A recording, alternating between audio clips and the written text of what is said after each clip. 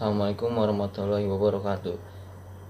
Jadi saya Ardika Maulana Ramadan dari kelas 11 IPS 2. Jadi saya di sini menjelaskan PPT saya tentang pelajaran sejarah yang berjudul Masa Kekuasaan Kerajaan Belanda tahun 1816 sampai 1942 tentang kebijakan tanam paksa. Jadi saya di sini menjelaskan tentang materi yang tadi, dan materi tadi tentang materi PPT saya bakalan saya tunjukin di layar ini. Oke, sekarang masuk yang pertama, masa kekuasaan kerajaan Belanda 1816 sampai 1942. Konvensi London mengembalikan hak Belanda atas Nusantara. Situasi sebelum dan setelah penyerahan ini tidak begitu baik bagi Belanda karena pemerintahan Belanda sedang mengalami krisis keuangan yang sangat parah, disebabkan banyaknya biaya yang dikeluarkan untuk melawan penduduk Perancis serta untuk membayar utang-utang VOC. Maka pemerintahan Belanda mengangkat Van der Capellen tahun 1816 sampai 1826 sebagai gubernur jenderal dengan mengemban tugas penting, yaitu mengeksploitasi kekayaan alam dari negeri jajahan sebesar-besarnya untuk menutupi kas negara yang kosong, lalu mengirim Dubus de Geschiedenis tahun 1826 sampai 1830.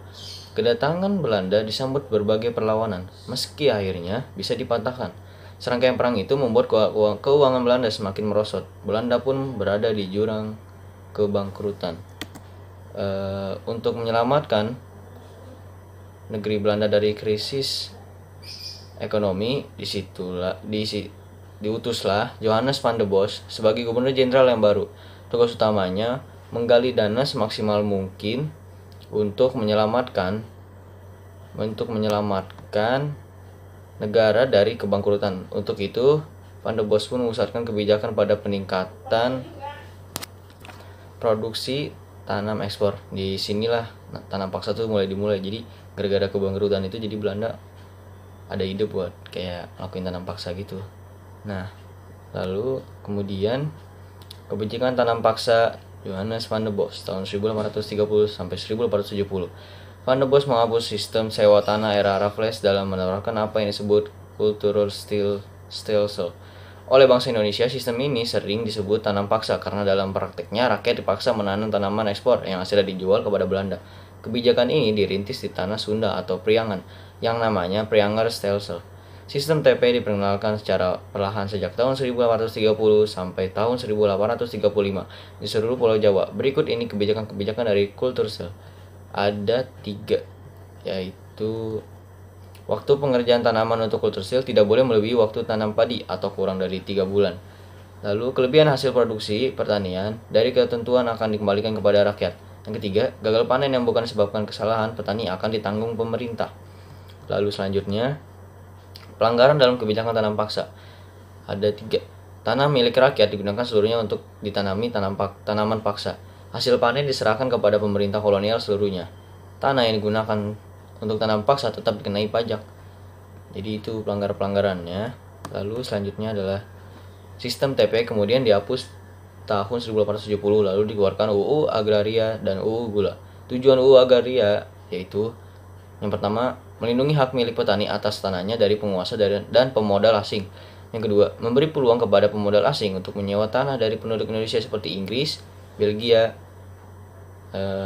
AS atau Amerika Serikat, Jepang, Cina, dan lain-lain. Selain itu, pengusaha swasta dapat menyewa tanah pemerintah hingga 75 tahun.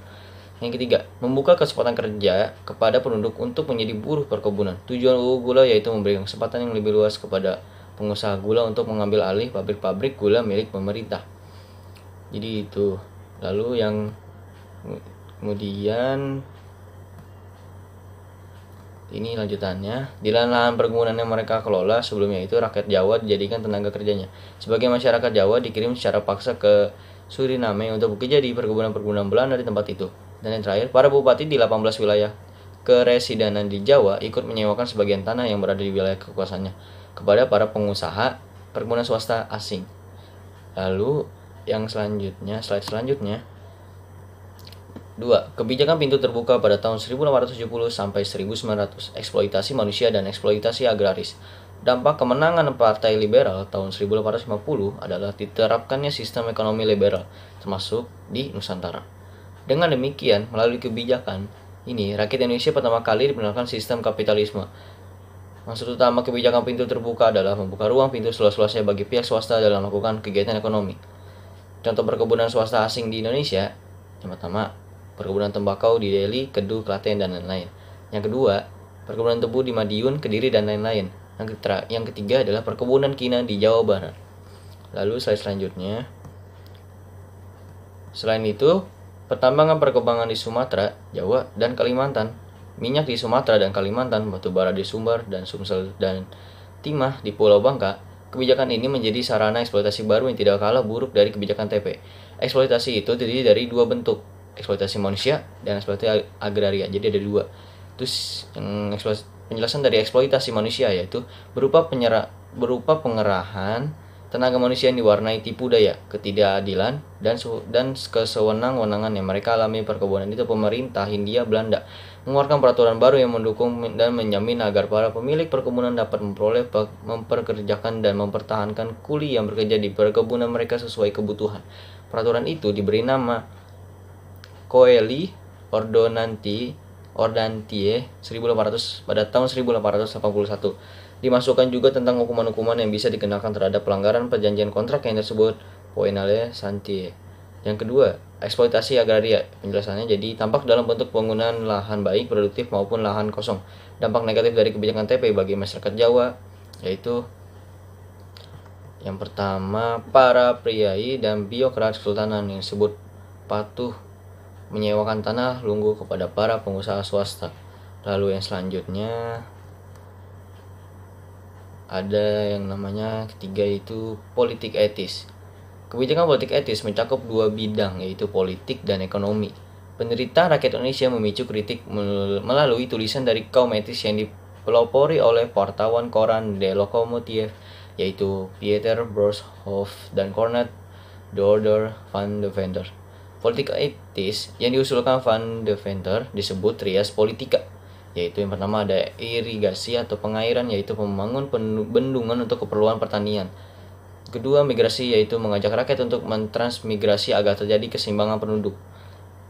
Yang ketiga, edukasi, yaitu menyelenggarakan pendidikan dengan memperluas bidang pengajaran dan pendidikan.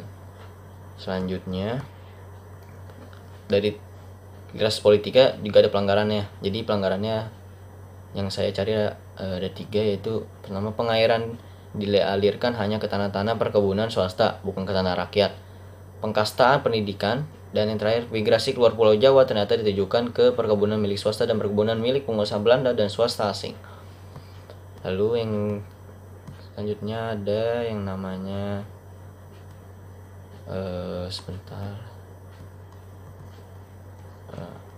kebijakan yang bagian kedua adalah kayak penjelasan kebijakan tanam paksa. Pengertian tanam paksa. Kebijakan tanam paksa adalah kebijakan Belanda yang mewajibkan rakyat Indonesia menyisihkan 1/2 lahannya untuk tanaman-tanaman wajib ditanam untuk Belanda yang nantinya diserahkan kepada Belanda. Tanaman itu adalah tanaman ekspor. Tujuan dari kebijakan ini adalah mengisi kembali kas kosong Belanda yang mana dana negara sudah terkuras karena membayar hutang-hutang VOC dan belum lagi membayar biaya perang saat melawan Diponegoro dan membayar ganti rugi Peranas saat kalah perang di Eropa.